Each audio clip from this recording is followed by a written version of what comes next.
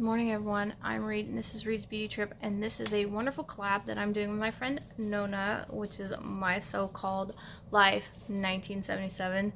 And if you don't know the little background, we have a large collection of a lot of things, but one thing we are both passionate about is basically base products. And so we are doing what's called the fundamentals of foundation. And every month we pick out 2 foundations and we play with them, and then we come back with our opinion or what we think of each of these products. So last month, and I am a little late getting this video, so I do apologize. We usually do this on the 21st of the month. I'm a little behind. Jefferson, hello. And if you don't know me, I have Furbies that... Jefferson! Stop. Yeah, you. Sorry, I'm arguing with the cat. So, we usually do this on the 21st. So this last month, the 2 that I had in my collection that I was working on and playing with was my number 7 Stay Perfect. I love my number 7 foundations. This is not one of my top picks. They're out of the, what, they have 5 different foundations, 6 different foundations. This is next to last. There's another one that's I'd like even less, but it's okay. It's the Stay Perfect one. It's all day wear. It's a medium coverage, light to medium coverage. The SPF is 15. It doesn't have a matte finish. It doesn't have that glow finish. So I do like to mix it with a radiance primer to give it that extra glow when I do wear it, so it's not so bad. This one is my Marc Jacobs. It has the double thing, so it has that look, and then it has like a little glass thing that you know, which here's my problem with it. And every time I used it, I would then, like, if I wiped it on my face, I would then wipe this off. So I'll show you what it looks like. So it's a little,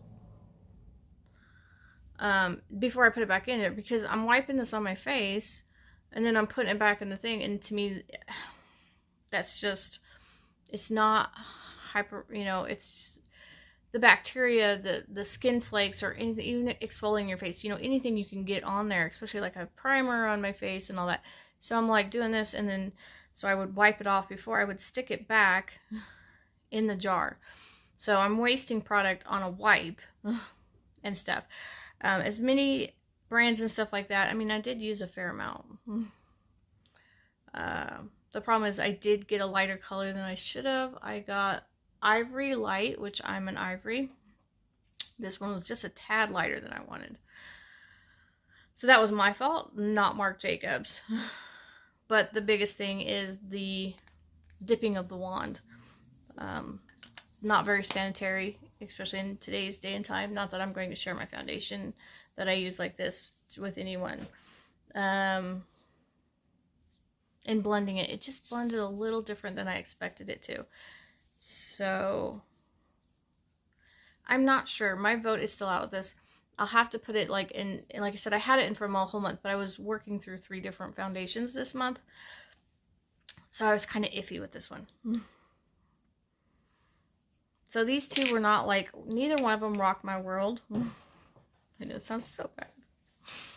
So we're bringing in two drugstore ones this time. I grabbed a couple, and the ones, this one is the Physicians Formula. I love the packaging on this. This is ivory. This is the nude wear. It does have the pump. I have worn it, so not, you know.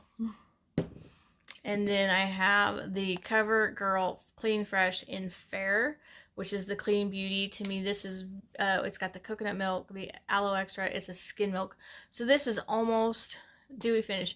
This is a light coverage. Supposedly it's buildable, you can build it up, but it's sheer buildable coverage. So anything that says sheer buildable, I'm not sure. Instant and all day hydration, which would be the coconut. But if you have coconut allergies, you have to be careful with products like this. This is vegan, so I am interested in see, but is it going to be more like a tinted moisturizer without the moisturizer? So I'm fascinated. I mean, because it seems to have, and it says about vegan, But then it has products that I question, like the aluminum starch and stuff. So I am wondering about this one. But these are the two we're going into. These two, like I said, okay, if this was a pump, I would be so much happier with this. And I know it sounds like such a little thing, but with everything going on today, where you can, I'm really big on, you know, being able to do this. There's no contact when I put it on the back of my hand, then put it on my face, or even if I put it on my, say, sponge, you're holding it at a distance and stuff. With that wand, anything it touches, I need to sanitize and wipe down, like with, like I said, an alcohol wipe or something like that before it goes back into the jar. So I'm wasting certain products. So, you know, a lot of this use, you can see the use. That's a concern. And I know that sounds so old school. Or maybe, I don't know. But that's a concern I have with that. And like I said, this one, it's okay. It's just not one of my favorite number 7s. My number one, still my number 1 favorite. And there's 2 new ones that have come out since this, is the Beautiful Matte. With me having older skin, I do like the matte foundation. It is a fuller coverage and stuff. And if I want to brighten that matte, I can put in a Radiance primer and mix it and just kind of step that up. So I do like, and this is not one I've done a thing on, but it is one of my favorites. I do really like it, but that's just me. So, and I have been playing with the number 7 foundations now for a little over 3 years. So, but like I said, we're going to play with Physicians Formula, which is supposed to be, you know, cruelty-free and all that. I know Mark Wins, that owns Physicians Formula, has had some controversy. But if you research it better, they have a factory in China, so that does change how it's tested. It's actually not tested on animals, because they have a location there, versus where people are saying, oh, because they sell in China, but they make it in China. And if you're made in China, you don't have the same guidelines, excuse me, as transporting it in, importing it into the country.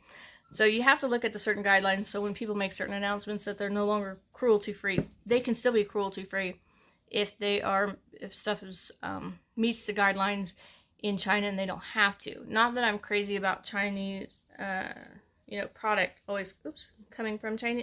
Ugh, I'm making it worse.